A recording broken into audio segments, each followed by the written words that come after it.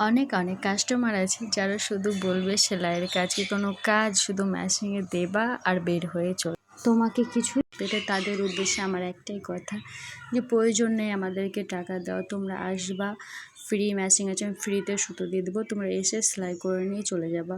ওকে, আমি একটা কথা কিছুতেই বুঝতে পারছি না যে আমরা যারা সেলাই শিখেছি 1 বছর 1.5 বছর বা অনেকগুলো টাকা দিয়ে যারা শিখেছি, তারা কি আমরা এমনি এমনি শিখেছি? তাহলে তো যে কেউ এসে মেশিনে বসে সেলাই করে নিতে পারতো।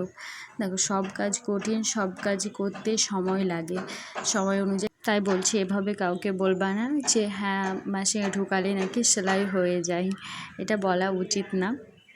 কারণ যাদের কারেন্টের মেশিন বা অন্য কোনো মেশিন থাকে তাদের তো সুবিধা, কিন্তু যারা পা দিয়ে সেলাই করে তারা জানে যে পায়ে কত ব্যথা করে একটা মেশিন চালাতে, যে শুধু তো আর এমনি এমনি মেশিন চলে না।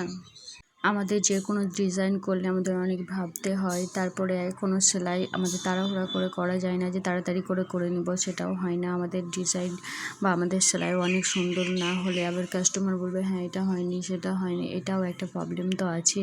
তারপরে আমাদের দোকান যেতে হয়, আমাদের ফেব্রিক আনতে হয়, লাইনিং ইলাস্টিক এভরিথিং সব কিছু আমাদের ম্যানেজ করে আমাদের করতে হয়, নাকি আমরা বাড়িতে বসে বসে আমাদের কেউ দিয়ে যায় আমরা করে নিই, সেটা তো না।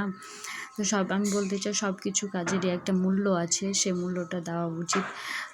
তো আমরা যেমন সব কিছু কাজের মূল্য দিই যে হ্যাঁ কোনো কাজ খারাপ না, ভালো না, সব কিছুই কাজ ভালো খারাপ সেটাও, সেরকমই সব কাজেই পরিশ্রম ধৈর্য সব কিছুই থাকে, নাকি এমনি এমনি হয়ে যায়।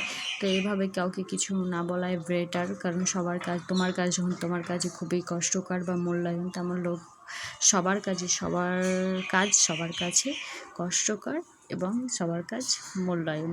তাই কারো কাজকে ছোট বা কারো কাজকে এমনি হাসি মজাক করা, এটা আমার মনে হয় উচিত না। আর তোমাদের কথা বলতে বলতে আমার ব্লাউজটাও বানা হয়ে গেছে, আর অনেক কথা আমি বলে ফেলেছি, জানি না ঠিক বা ভুল, কিন্তু আমার মনে হয় এটা আমার লাইফে ঘটে যাওয়া কিছু কথা। তাই আর আমি জানি যারা যারা সেলাই করে তাদের লাইফে এটা ঘটে যায়। তো দেখো আমার ফাইনাল লুক, ব্লাউজটা অনেক সুন্দর, বিশেষ করে কালারটা তো আমার বেস্ট লেগেছে, দেখতে পাচ্ছ।